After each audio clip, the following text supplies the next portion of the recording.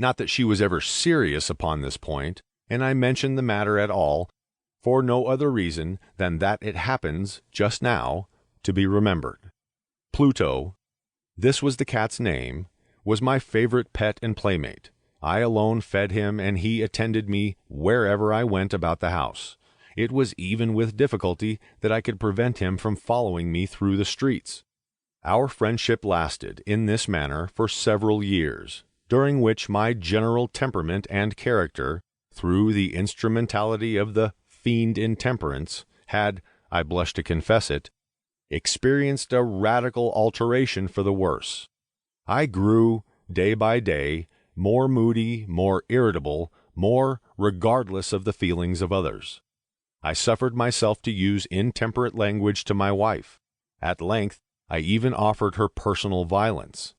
My pets, of course, were made to feel the change in my disposition.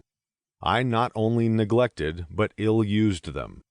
For Pluto, however, I still retained sufficient regard to restrain me from maltreating him, as I made no scruple of maltreating the rabbits, the monkey, or even the dog, when by accident or through affection they came in my way. But my disease grew upon me, for what disease is like alcohol?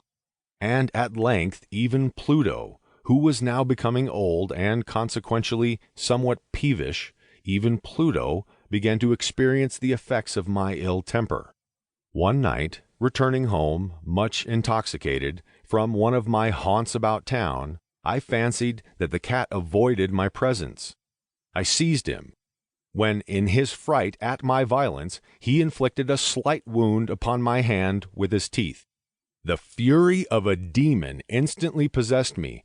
I knew myself no longer. My original soul seemed at once to take its flight from my body, and a more than fiendish malevolence, gin-nurtured, thrilled every fiber of my frame.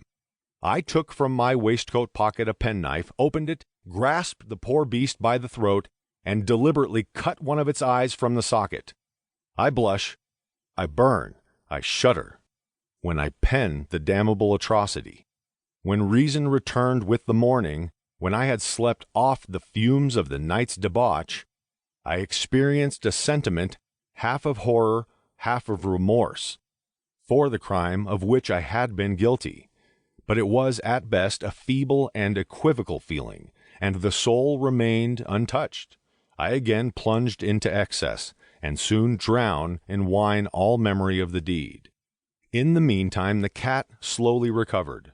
The socket of the lost eye presented, it is true, a frightful experience, but he no longer appeared to suffer any pain. He went about the house as usual, but, as might be expected, fled in extreme terror at my approach. I had so much of my old heart left, as to be first grieved by this evident dislike on the part of a creature which had once so loved me.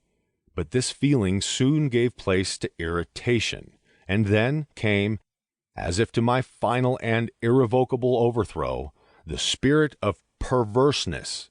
Of this spirit philosophy takes no account, yet I am not more sure that my soul lives than I am that perverseness is one of the primitive impulses of the human heart, one of the indivisible primary faculties or sentiments which give direction to the character of man. Who has not, 100 times, found himself committing a vile or silly action, for no other reason than because he knows he should not?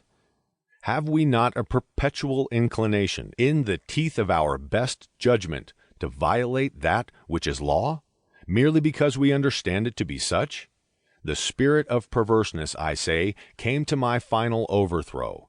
It was this unfathomable longing of the soul to vex itself, to offer violence to its own nature, to do wrong for the wrong's sake only, that urged me to continue and finally consummate the injury I had inflicted upon the unoffended brute.